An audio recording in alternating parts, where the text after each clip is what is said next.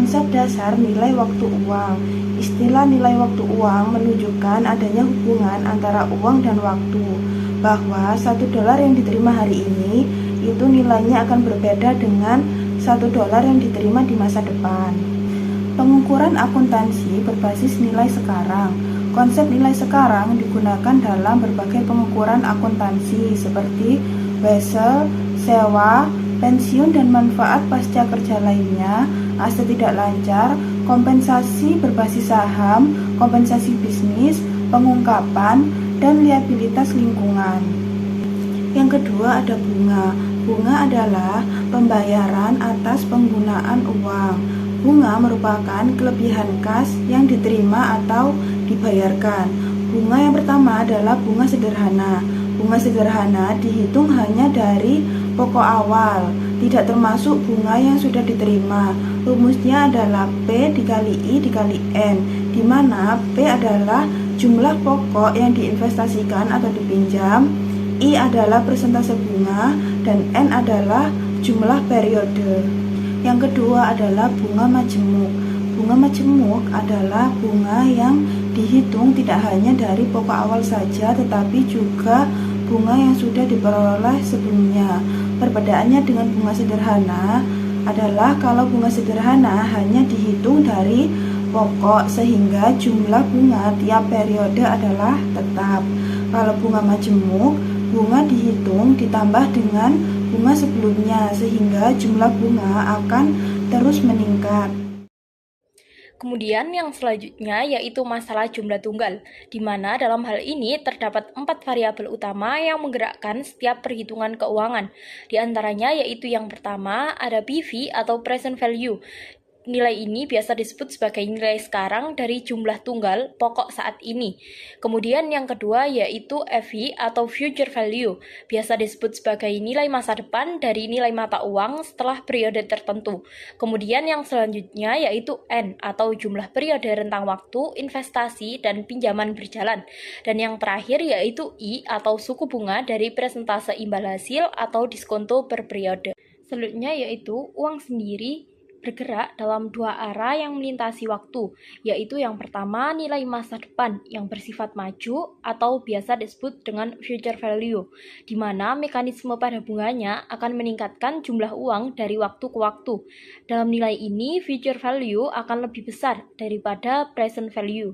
Nilai ini dapat dihitung dengan menggunakan rumus FV sama dengan PV dikali FVF, yang mana FVF adalah faktor nilai masa depan berdasarkan tabel bunga atau kalkulator yang sama dengan perhitungan 1 plus 1 pangkat N. Kemudian FV sendiri merupakan nilai yang kita cari, dan PV adalah modal awal yang diinvestasikan. Kemudian arah yang kedua yaitu nilai sekarang yang bersifat mundur, yang mana konsep diskonto akan menarik arus kas kembali ke masa kini, dan mekanismenya akan mengurangi jumlah masa depan menjadi nilai hari ini. Dalam hal ini, present value akan lebih besar dari future value. Nilai ini sendiri dapat dihitung dengan menggunakan rumus PV sama dengan FV dikali PVF, yang mana PVF merupakan faktor dari nilai sekarang yang dapat dihitung dengan rumus 1 dibagi 1 plus 1 pangkat N, sedangkan PV merupakan jumlah yang dibutuhkan dan FV merupakan target dari nilai masa depan yang telah diketahui sebelumnya. Dalam kasus ini, kita dapat menggunakan beberapa penyelesaian, diantaranya yaitu penggunaan diagram waktu, tabel bunga, kalkulator keuangan. Selanjutnya, sebab yang ketiga yaitu anuitas nilai masa depan. Anuitas menurut definisinya membutuhkan hal-hal berikut. Yang pertama, pembayaran atau penerimaan berskala atau disebut sewa dengan jumlah yang sama. Kedua, interval waktu yang sama antara sewa tersebut. Dan yang ketiga, perhitungan bunga majemuk sekali setiap interval. Nilai masa depan anuitas adalah jumlah dari semua sewa ditambah bunga majemuk yang terakumulasi atasnya. Pembayaran sewa dapat terjadi di awal atau di akhir periode. Jika pembayaran sewa terjadi di akhir periode, anuitas diklasifikasikan sebagai anuitas biasa. Jika pembayaran sewa terjadi di awal setiap periode, anuitas diklasifikasikan sebagai anuitas jatuh tempo. Yang pertama, ada nilai masa depan dari anuitas biasa. Salah satu pendekatan untuk menentukan nilai masa depan anuitas adalah dengan menghitung nilai akumulasi dari setiap pembayaran dalam rangkaian tersebut, lalu menyebelahkan nilai masa depan masing-masing pembayaran. Rumusnya yaitu ada R dalam kurung Future Value Factory Ordinary Annuity, di mana R adalah sewa periodik. Future Value Factory Ordinary Annuity adalah faktor nilai masa depan anuitas biasa untuk N periode pada suku bunga I, di mana rumus Future Value Factor Ordinary Annuity didapat dari 1 ditambah bunga pangkat periodik atau tahun dikurangi 1, kemudian dibagi bunga, atau bisa dilihat di tabel 6.3. Selanjutnya ada nilai masa depan dari anuitas jatuh tempo. Anuitas jatuh tempo mengasumsikan pembayaran periodik terjadi di awal setiap periode, di mana anuitas jatuh tempo akan mengakumulasi bunga selama periode pertama, berbeda dengan pembayaran anuitas biasa yang tidak. Untuk menemukan nilai masa depan faktor anuitas jatuh tempo, kalikan nilai masa depan faktor anuitas biasa dengan 1 ditambah suku bunga. Misalnya, untuk menentukan nilai masa depan faktor bunga anuitas jatuh tempo selama 5 periode dengan bunga majemuk 12%, maka cukup kalikan nilai masa depan faktor bunga anuitas biasa selama periode, yaitu sebesar 6,35285 dengan 1 ditambah suku bunga di mana 12 menjadi 0,12 ditambah 1 jadi 1,12. Nah, 1,12 tersebut dikalikan dengan 6,35285. Jadinya adalah 7,11510. Maka nilai masa depan dari anuitas jatuh tempo adalah 7,11510. Pada slide ini, saya akan menjelaskan mengenai present value of annuity atau nilai sekarang dari anuitas. Dan nilai sekarang dari anuitas sendiri dibagi menjadi dua, yaitu dari anuitas biasa dan juga anuitas jatuh tempo. Untuk anuitas biasa, yang merupakan serangkaian pembayaran dengan jumlah yang sama yang dilakukan secara berkala dan dibayarkan pada setiap akhir periode. Dan nilai sekarang dari anuitas biasa menunjukkan berapa nilai saat ini dari seluruh pembayaran yang akan diterima atau dibayar di masa depan dengan mempertimbangkan tingkat suku bunga tertentu. Untuk rumusnya sendiri adalah R dikalikan dengan PVF OA N, I. PVF OA sendiri adalah present value of ordinary annuity, yang dimana R adalah jumlah pembayaran atau sewa periodik dalam anuitas, sedangkan PVF OA NI adalah faktor nilai sekarang dari anuitas biasa untuk N periode dengan tingkat bunga I. Selanjutnya, saya akan menjelaskan mengenai nilai sekarang dari anuitas jatuh tempo. Anuitas jatuh tempo adalah serangkaian pembayaran dilakukan di awal setiap periode, berbeda dengan anuitas biasa yang dibayar di akhir periode.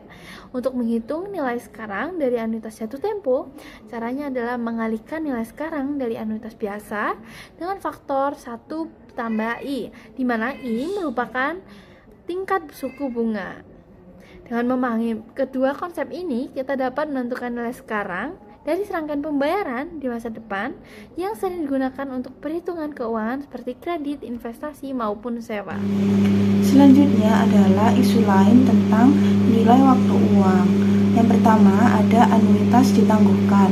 Anuitas ditangguhkan adalah anuitas di mana pembayaran tidak dimulai langsung, tetapi setelah beberapa periode penangguhan. Yang pertama adalah future value of a deferred annuity, di mana selama masa penangguhan tidak ada pembayaran atau investasi yang dilakukan.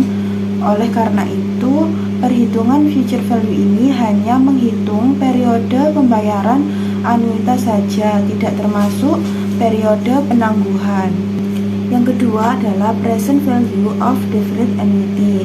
Masa penangguhan tetap harus diperhitungkan. Hal ini karena kita menghitung nilai sekarang dari pembayaran yang akan dilakukan di masa depan, sehingga bunga selama periode penangguhan juga harus dimasukkan ke dalam perhitungan.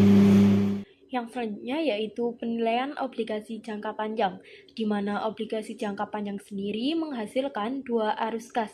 Di antaranya yaitu yang pertama ada pembayaran bunga periodik selama masa berlaku obligasi, kemudian yang kedua yaitu pokok atau nilai nominal yang dibayarkan pada saat jatuh tempo.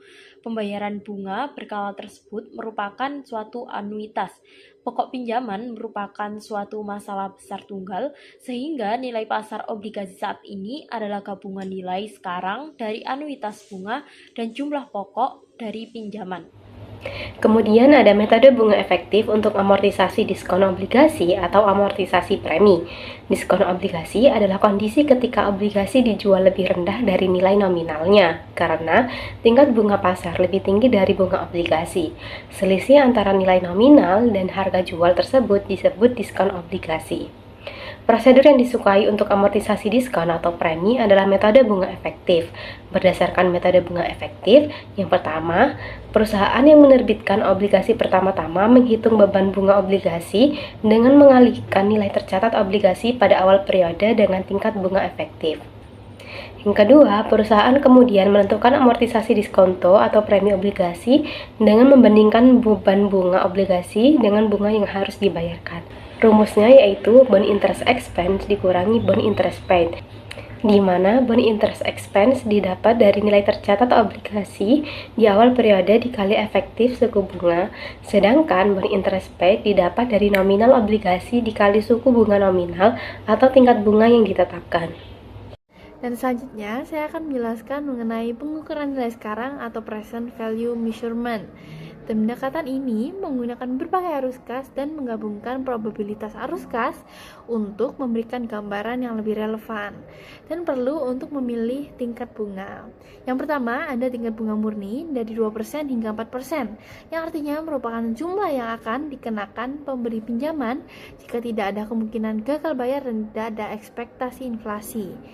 Yang kedua, ada tingkat inflasi yang diharapkan atau 0% hingga jumlah yang tidak ketahui, yang merupakan suku bunga untuk mengimbangi hilangnya daya beli yang terjadi ketika ekspektasi pada inflasi suku bunga tinggi.